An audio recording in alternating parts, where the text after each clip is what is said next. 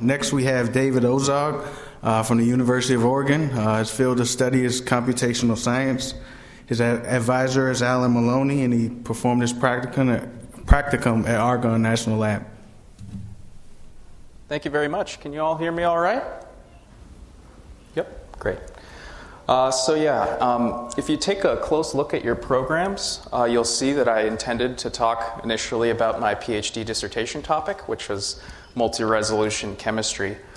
But I decided after some reflection and what I think is good advice from fellow CSGFs, that most of you would probably get more out of this talk if I describe my National Lab Practicum projects. The title of my talk is Petascale at Petascale, and the reason is that, as you'll see, I've actually worked on 3 National Lab projects. 2 of them were CSGF practicums. The one thing that ties them all together is that we're simulating very small phenomena at picoscale using very large supercomputers running at petascale, which I thought was interesting. So I think to give you a little context, it helps to go over my academic timeline. Which is, a little daunting to see and perhaps explains why I have so many gray hairs. But the goal for today is to talk about these blue boxes, but let's jump back a whopping 10 years ago. That's when I graduated I got my undergraduate degree in math and physics. This led to a chemistry PhD program, which might at first seem surprising, but it's not, because I was looking at quantum chemistry and physical chemistry. So long story short, I realized, and I was having a lot of fun doing this program, but I realized that some of the most challenging problems in computational chemistry arise from inefficient use of high-performance computing. I became enchanted, really, with parallel programming, and I saw that I wasn't going to get as much as I could with this program, so I actually dropped out with a master's degree, got a job as a software developer, kind of as a stepping stone. And then ended up in a computer science master's program where I was looking primarily at MPI, OpenMP, and GPU programming. So I will say that if you're not familiar with what these are, you probably will be, which is one great thing about this program. And I also should say that I think it's because I had this exposure well before the CSGF that I had a lot of fun at the national labs and really good success. My hope is that by sort of going over these projects, you too might learn what could go into a successful and rewarding National Lab Practicum, especially if you're a relatively new fellow. So this helped me to land an internship at Argonne, where I was looking at quantum chemistry and HPC issues, and I'll talk about that today. Then I got the CSGF, and my first official practicum was at Argonne again, where I looked at something completely different, which is encouraged, by the way, to do something unfamiliar, to challenge you. And for me, that was nuclear physics. Then I went to Berkeley and worked on quantum chemistry again, which put me in a great place to defend my PhD in late 2016. So yay. It strikes me that I've never actually talked about this chronologically. It kind of makes sense to put the 2 quantum projects together. But let's keep it real today and go chronologically. So like I said, I started at Argonne, where specifically I was looking at load balancing strategies for coupled cluster, which I'll talk about. Then I went back to Argonne and worked on Monte Carlo codes, porting them to the Intel Xeon Phi architecture. And I get this question a lot. Why did I go to Argonne instead of trying something else, someplace else for a change? And the honest reason is Argonne is great, don't get me wrong, it's a cool place. But the real reason is that I was very interested in the project and the principal investigator of the team, a man by the name of Andrew Siegel. Thought he was a great leader. I could learn a lot from him. I thought the idea was cool and challenging. So that's what led to that. And I encourage you to do the same. I think that, I forget who it was, but some CSGF said, as I was having a hard time deciding where to go, just follow the science that interests you the most. And that ended up working out for me. I think, of course, you have to balance location with the idea, but take it or leave it.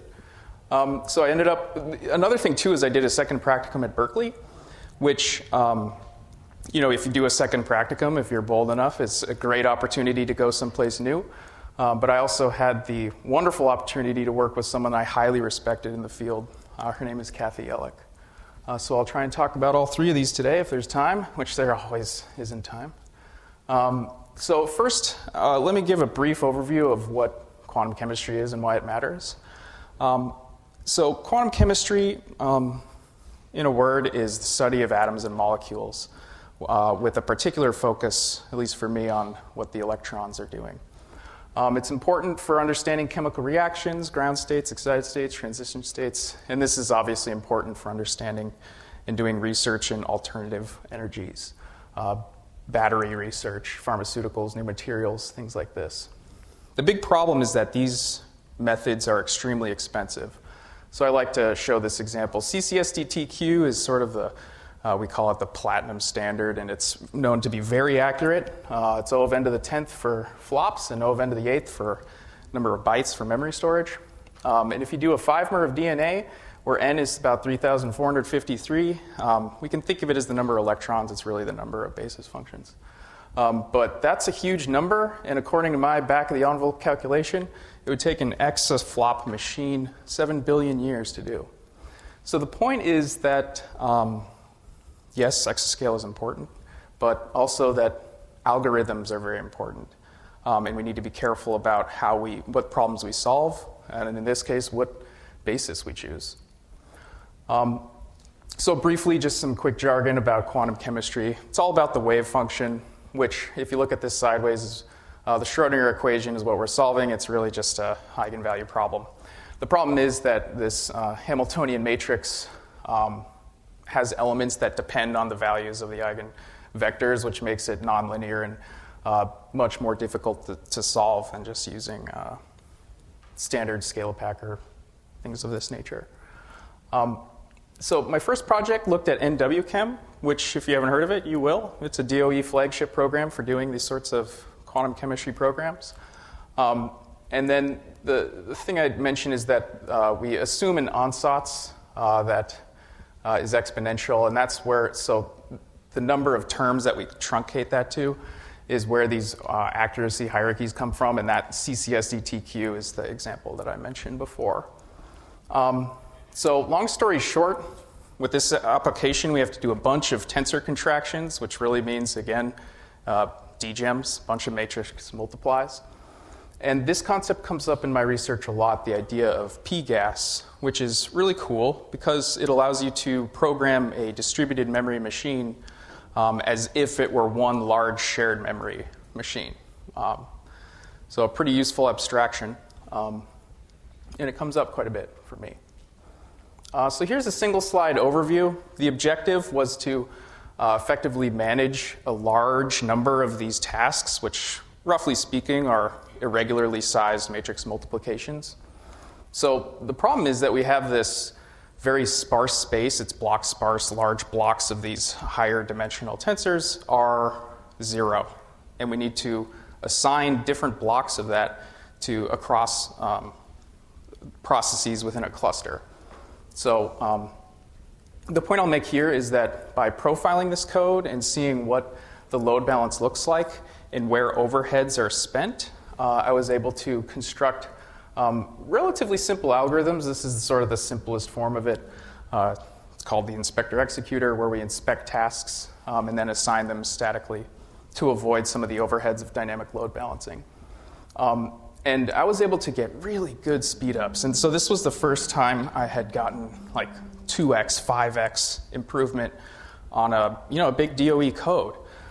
So I think this is what turned me into a speed up hunter as a grad student, and it really got me going, and I decided to do plenty more of these internships.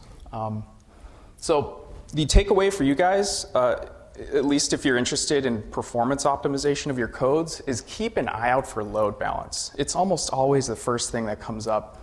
And the way you'll see that is if in your profiles you have a bunch of variability and barriers. That means some processes are waiting longer than others to do a computation or to wait on some sort of synchronization point.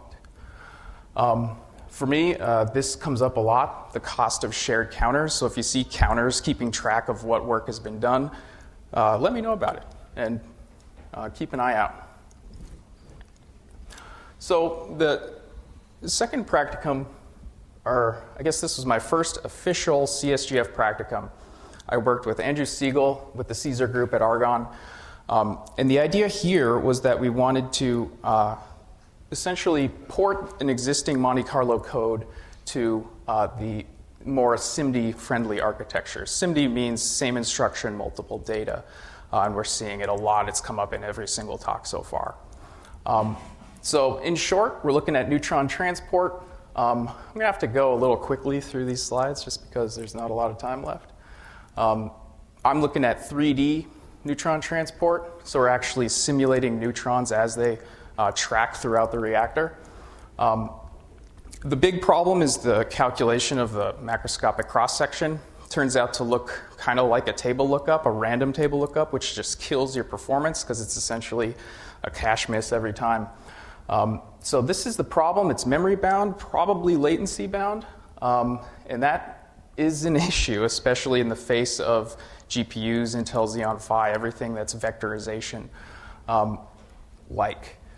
So I compared a couple of different algorithms. It turns out to be very useful to sort of save all of your eggs in one basket and then run them on the accelerator, which is what this event-based algorithm is. And I saw some really nice performance improvements with this OpenMC application, which comes out of MIT. And it's a very nice code that these guys at Caesar work on. So that was great. Scaled it up to like 24,000 cores or something like that. The one thing I want to highlight here is that, yes, I was able to get like an order of magnitude speed up with this new algorithm. But the problem is that it's a daunting task to convert the entire physics application to use this new event-based algorithm. That 10x is really just that bottleneck, but it turns out you might actually see degradation in other parts of the code. So using some more performance profiling, I was able to isolate some critical optimizations in the full physics code, where if we get like maybe 1.8x speed up, that ends up being a lot more impactful than 10x improvement in a mini application. Some more load balancing going on to balance the number of tasks on a coprocessor with the host, and really good scaling. Almost hit 100,000 cores, I think, here. So, yep. In conclusion, event-based is awesome, but daunting in terms of software engineering. So the lesson learned, I think, for you guys is it's okay to take the path of least resistance. There's only so much you can do as one person. You're not a team of software engineers. And it turned out that by sort of putting something on the back burner and working on the full physics code, it ended up being far more impactful, even though the speed-ups were a little bit more modest. Finally, I want to talk about my second practicum, which was going to work on quantum chemistry again, but this time I was intrigued by a new programming model called UPC++. So in short, it's a PGAS programming model that is very C++-like, and it really emphasizes this idea of being able to do remote actions. We call them active messages, where you can construct a function and say, hey, I want that function to happen over here on a supercomputer. It's really pretty much the same as coupled cluster at a high level, except now we're sort of ignoring this electron correlation, which makes it quite a bit easier and quite a bit less expensive. Long story short, I was able to utilize some of the key features of UPC++ to get a pretty good speed up, 20%, which I think is pretty good, especially out here. We're at about 100,000 cores. And we added some new features to UPC++ and GasNet, which other people are actually using now. So it was pretty nice to contribute to this project in that way. The other thing I'll mention, in case you haven't noticed a trend, is that performance profiling is what directed my efforts in this project. Performance profiling is what directed all of my efforts. So I highly encourage that you do it. It kind of surprises me how rarely I see that happen. But for instance, here, you profile your code and you see that you're spending a little too much time in some areas, so you figure it out. Turns out that it's a really interesting research idea that has to do with lower level network atomics. More profiles, great performance improvement. So in conclusion, I think that this second practicum for me was very productive, and I highly encourage other CSGFs to do it if they can. New features of parallel programming models, languages can be a boon for science apps. And of course, detailed profiling, I'm tempted to say will expose, because it almost always ends up in really interesting sub-projects. Finally, Berkeley is weird and fantastic. I loved it. So yeah, in short, success. In terms of publications, I encourage you to check those out. And in final thoughts, don't be afraid to publish your work. Domain knowledge really is where speedups come from the most.